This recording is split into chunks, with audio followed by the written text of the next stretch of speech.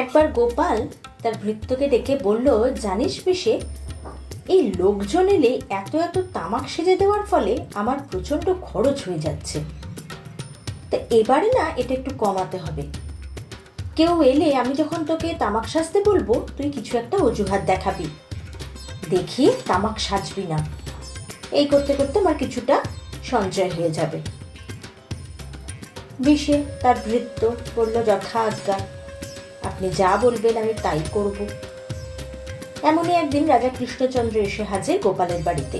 গোপাল বৈঠকখানায় বসিয়ে ভৃত্যকে ডাকতে লাগলো, বিষে তামাক সেজে নিয়ে আয়, বিষে তামাক সেজে নিয়ে আয়। কিন্তু বিষের সাড়াও নেই, শব্দও নেই। কৃষ্ণচন্দ্র বলল, হলোটা কি? তাড়াতাড়ি করো। গোপাল বুঝতেই পারছে না কি হলো। এই ডাকাডাকির পর গোপাল উঠে গিয়ে দেখলো বিষে গোয়ালঘর থেকে বেরোচ্ছে। কি রে বিষে, এতক্ষণ ধরে যে ডাকছি কথা কানেই যাচ্ছে না? বলছি রাজামশাই এসছেন, তামাক সেজে দে। কি করে শুনবো বাবু, আপনিই তো বলেছিলেন অজুহাত দেখাতে, তা এখন গোয়াল ঘরের অজুহাত দেখাতে যাচ্ছিল।